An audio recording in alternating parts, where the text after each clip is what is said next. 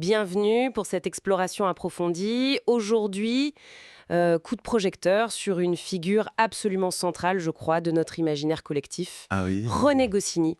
marquerait d'ailleurs son anniversaire de naissance ce 14 août. C'est vrai, René Goscinny.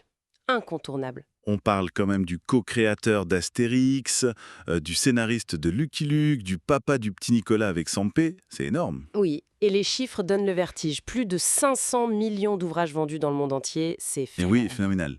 absolument vertigineux. Mais au-delà de ces héros que tout le monde connaît, il y a autre chose, non? Bah oui, et c'est peut-être moins connu, mais tout aussi important, son rôle de pionnier. Avant lui, le scénariste de BD, il était souvent un peu dans l'ombre, quoi. C'est vrai. Et Goscinny, il s'est vraiment battu pour la reconnaissance de ce métier, pour que les noms soient sur les couvertures, pour les droits d'auteur. Ça a tout changé, en fait. C'est un point fondamental, vous avez raison de le souligner. Alors pour comprendre comment il en est arrivé là, peut-être revenir un peu en arrière, ses débuts. Oui, parce que ses origines sont déjà assez cosmopolites.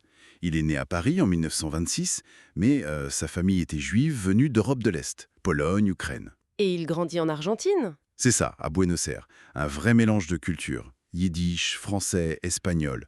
C'est là qu'il découvre les illustrés, qu'il commence à dessiner. Apparemment, il était plutôt timide. Ah bon? Et il utilisait déjà l'humour pour compenser. Une période clé, mais aussi très sombre, avec la guerre en Europe. Sa famille restait en France et touchée par la Shoah. Des oncles déportés. Un drame terrible. Oui, un traumatisme dont il parlait peu, mais qui l'a marqué à vie. Et puis, la mort de son père en 43, ça ajoute la précarité. Pas simple. Et après la guerre, il tente sa chance où? Direction New York, en 1945. Son rêve, c'était Disney. le grand rêve. Oui, mais bon, ça ne se fait pas. C'est une période de galère, de petits boulots, de doutes aussi. On peut imaginer que cette période difficile a pu peut-être influencer son travail plus tard, son regard sur le monde. C'est une bonne question. Sans doute que ça a forgé sa persévérance.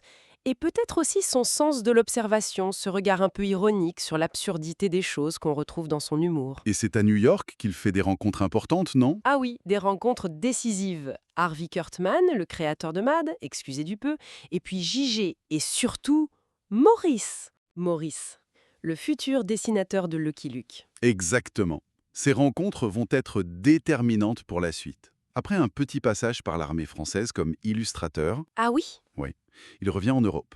Et là, les choses sérieuses commencent. Bruxelles, puis Paris, l'agence World Press. Et la rencontre capitale. Albert Uderzo, 1951. Le coup de foudre amical et professionnel. Ils créent ensemble Jean Pistolet, Papa. On sent déjà l'énergie, l'humour qui va exploser plus tard. Et en parallèle, Maurice lui confie Lucky Luke, dès 1955. Oui, et là, on voit vraiment la patte Goscinny, transformer une série. Il n'écrit pas juste des histoires, il apporte la satire, la parodie. Il crée des personnages cultes comme les Dalton, Rantanplan. Ça élargit le public, c'est plus seulement pour les enfants. Tout à fait. Et il y a aussi le petit Nicolas avec Sampé. Relancé en 58, après un premier essai, ce ton unique vu par un enfant. Succès immédiat et énorme. Goscinny disait que c'était peut-être son œuvre préférée. On comprend. Et puis arrive 1959, l'aventure pilote. Ah, pilote. Une révolution. Il confronte ce journal pour ados qui va tout bousculer. Plus audacieux, plus adulte dans le ton, graphiquement varié. Et dès le premier numéro, Astérix. avec Uderzo bien sûr.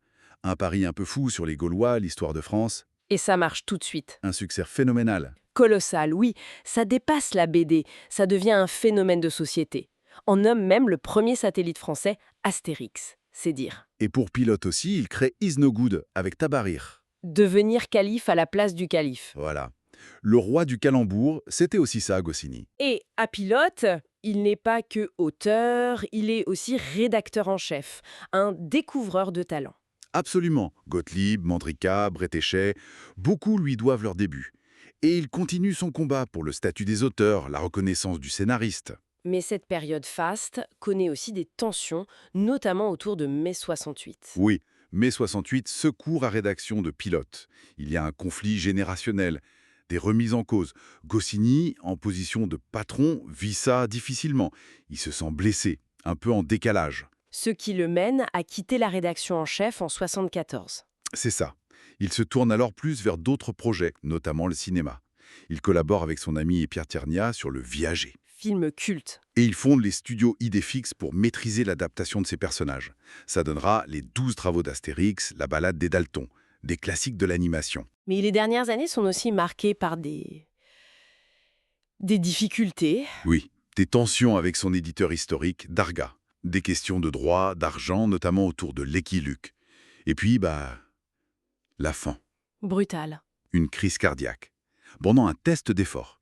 Le 5 novembre 1977.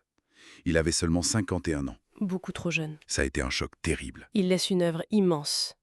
Et l'homme derrière tout ça, comment était-il? D'après les témoignages, quelqu'un de très pudique, notamment sur ses origines, sur ce drame familial pendant la guerre. Très sensible à la critique aussi. Un travailleur acharné, méticuleux. Il se disait besogneux de la futilité. J'aime beaucoup cette expression. Oui, ça dit beaucoup. Mais avant tout, quelqu'un qui adorait faire rire, dont l'humour était teinté d'influences diverses, y compris anglo-saxonnes. En résumé, son héritage est... Monumental.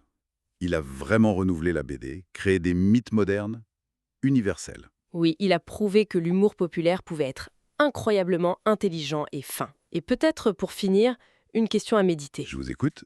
Au-delà de ce vivre universel, comment est-ce que son parcours personnel, l'exil, la guerre, cette identité complexe a pu infuser ses œuvres?